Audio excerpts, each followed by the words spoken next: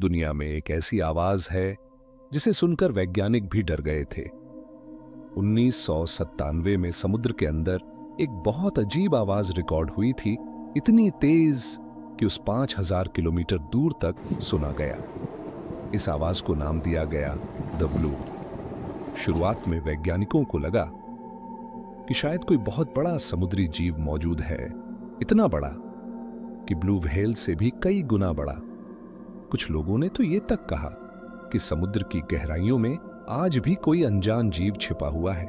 लेकिन सबसे डरने वाली बात यह है, आज तक कोई भी पक्का नहीं बता पाया कि वो आवाज आखिर थी किसकी। सोचो, अगर समुद्र का सिर्फ 5% हिस्सा ही इंसानों ने एक्सप्लोर किया, तो बाकी 95% में क्या छिपा हो सकता है?